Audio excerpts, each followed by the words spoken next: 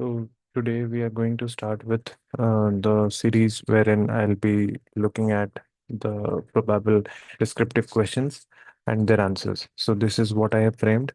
This is the fourth number. So for the ones which I've done before, I'll upload it one by one. Now coming to SDG and climate. So the probable questions की economic development या environmental conservation क्या हो सकता है? Threat on climate change impact the sustainable development. Then how to combat climate change and what are the actions taken by the government of India and internationally. So this is a four-page document. जो first part है, we'll try to cover, and then second part will be done tomorrow. So this will be in two parts. सबसे पहले introduction है तो climate change has emerged as one of the most critical barriers achieving the sustainable to achieve the sustainable goals development goals ठीक है especially SDG 13 क्योंकि वो climate से related है climate action according to the UN SDG report 2024 the global average temperature temporarily breached the 1.5 degree Celsius threshold in 2023-24 and Asia is warming nearly twice the global average ठीक है तो यहाँ पे बोल रहा है कि SDG 13 जो है climate change that is belonging to the SDG goal ठीक है और वो मेन हमारा SDG को अचीव करने के लिए एक मेन बैरियर हमारा यही है क्लाइमेट चेंज है according to the UN SDG report 2024 the global average temperature जो है temporary breach the 1.5 degree Celsius threshold in 2023-24 and Asia is warming nearly twice as that of global average. In India, climate-induced heat waves, उसके बाद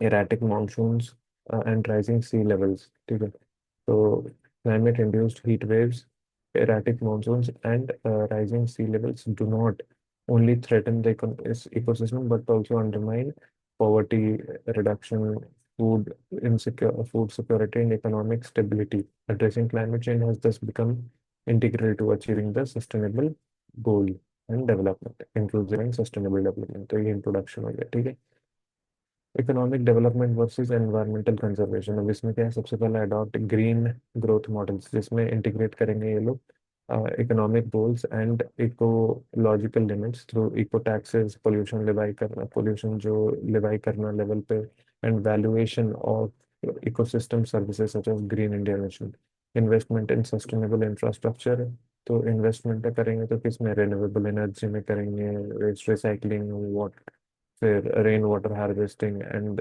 जो भी है energy efficient urban planning जैसे plastic waste rules enhance regulatory framework अब कोई भी regulatory framework के लिए क्या कर सकते हैं जैसे जो बिल्डिंग है उनके स्ट्रिक्ट बिल्डिंग कोड्स हो कोस्टल जो रेगुलेशन जोन्स हो and manage glacier melt impacts via water storage infrastructure encourage precision agriculture so it promotes soil health, crop diversification, and climate smart farming to improve yields with fewer resources. To encourage precision agriculture, ठीक है soil health promote करना soil diversify करना crop diversify करना and climate smart farming to improve yields with fewer resources. Scale up green and ESG investment तो इसमें channel funds to renewable जो भी funds आ रहे हैं उसको रिन्यूएबल में इन्वेस्ट करना sustainable land use and climate resilient infrastructure while phasing out fossil subsidies तो फॉसिल जो यूज करते हैं लोग वो सबको फेज आउट करना और बाकी सब जो रिन्यूएबल सस्टेनेबल ग्रीन इकोसिस्टम जो है उसको प्रमोट करने के लिए वहाँ पे फाइनेंस करना ठीक है तो क्या क्या पॉइंट आ गए adopt green growth model invest in sustainable infrastructure then enhance the regulatory framework, encourage precision agriculture, and scale up investment and ESG investment. Scale up green finance and ESG.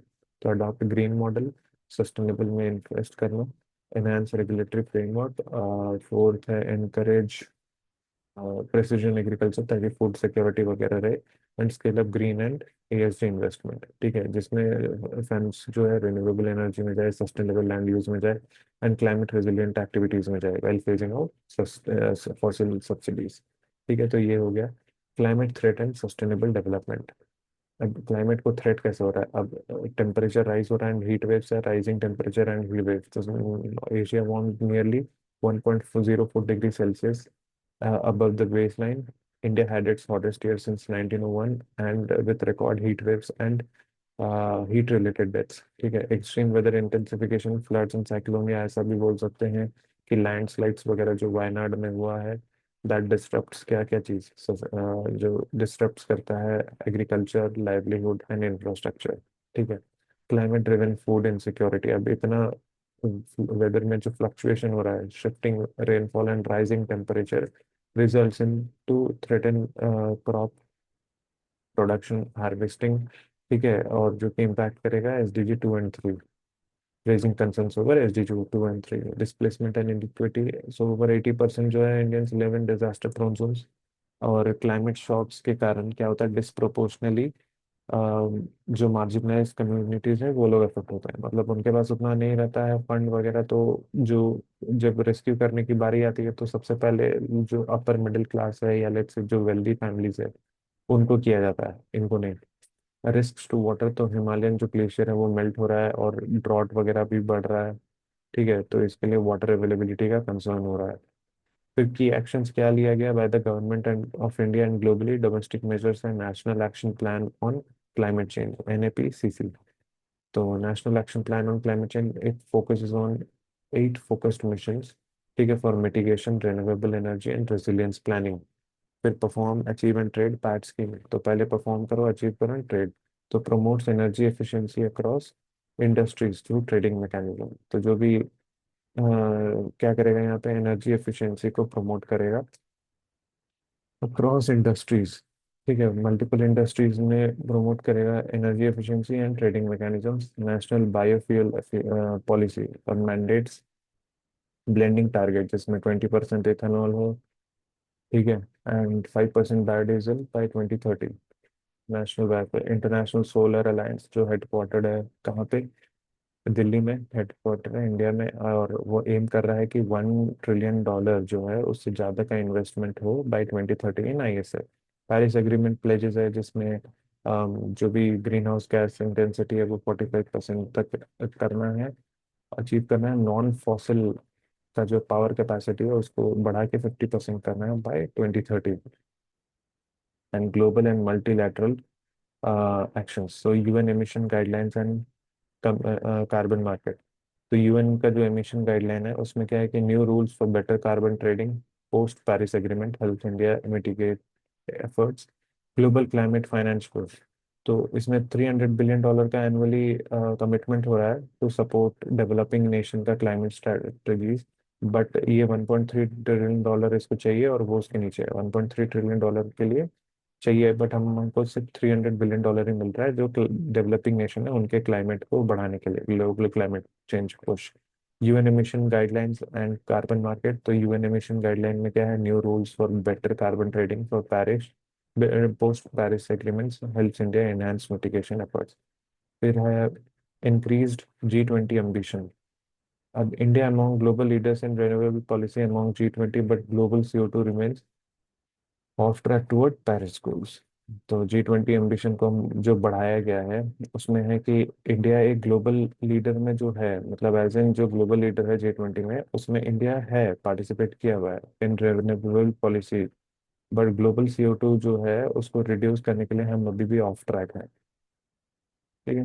तो economic development में and environmental का adopt green growth model, ठीक है, ecological और economic model को integrate करो। Eco taxes likewise, pollution likewise and valuation of ecosystem services, investment in sustainable agriculture, जिसमें renewable energy, recycling, rain water harvesting and जो भी cities को अर्बन प्लानिंग में एनर्जी एफिशिएंट बनाने में हेल्प करे। एनहांस रेगुलेटरी में कोस्टल जोन पे स्ट्रिक्ट बिल्डिंग कोड्स हो, एंड जो ग्लेशियर मेल्ट हो रहा है उसको मैनेज करने से होगा। फिर एग्रीकल्चर क्योंकि फूड सिक्योरिटी है, तो जो भी रेन वाटर का जो एज इन प्रमोट करना, सॉइल हेल्थ एंड जो भी डिसरप्शंस आ रहा है, क्रॉप डाइवर्सिफिकेशन में क्लाइमेट स्मार्ट फार्मिंग करना, improve to yield improve yield sources and scale up green finance. तो इसमें क्लाइमेट फंड करना, renewable and sustainable use land use के लिए, और फेज आउट करना धीरे धीरे जो भी हमारा नॉन फॉसिल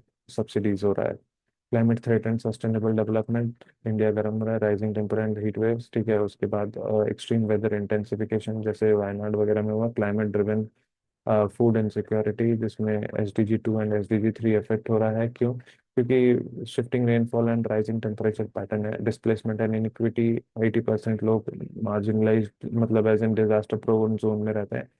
तो क्लाइमेट शॉक और डिस्प्रोपोर्शनली अफेक्ट करेगा मार्जिनलाइज्ड कम्युनिटीज को and risk to water scarcity. तो हिमालयन जो ग्लेशियर है वो मेल्ट हो रहा है, और जितने भी ड्रॉट जो कंडीशंस ऐसे मल्टीपल जगह आ रहे हैं, तो वो वाटर जो है उसका उसको डिस्टर्ब कर रहा है। ठीक है। की actions by the government of India and globally, NAPCC, national action plan on climate change, तो include 8 focus missions for mitigation और renewable energy and resilience planning perform. तो जो भी इंडस्ट्री है उसके साथ तो ट्रेड करना, ठीक है, जो अच्छे से परफॉर्म कर रहे हैं, प्रमोट करना एनर्जी एफिशिएंसी एंड इंडस्ट्री। ठीक है। तो कार्बन, तो ट्रेडिंग मैकेनिज्म, बायोफ्यूल पॉलिसी, जो 20% इथेनॉल और 5% बायोडीजल का जो ब्लेंडिंग है वो अचीव करना बाय 2030। ISA का $1 ट्रिलियन तक अचीव करना है, मोर देन दैट। और पेरिस एग्रीमेंट प्लेजेस जो है 45% ग्रीन हाउस गैस इंटेंसिटी नीचे करना है, और 50% तक हमको नॉन फॉसिल पावर कैपेसिटी पे आना है, अचीव करना है। ठीक है। फिर global multilateral actions, UN emission guideline and carbon market, तो new rule for better carbon trading. ठीक है। पोस्ट पेरिस एग्रीमेंट, फिर ग्लोबल क्लाइमेट पुश जो मिल रहा है, जिसमें $300 बिलियन इन्वेस्ट हो रहा है climate change for those developing Nations, but 1.3 trillion mark के नीचे हैं हम लोग बहुत। इंक्रीज G20, तो इंडिया हालांकि रिन्यूएबल एनर्जी फॉर्मुलेशन पॉलिसी में अमंग द ग्लोबल लीडर्स है, बट लोग जो CO2 जो टारगेट है जो पेरिस एग्रीमेंट में सेट हुआ था, we are below that. So that is it for now. उसके बाद जो भी है वो हम कल देखते हैं। ठीक है। That is it.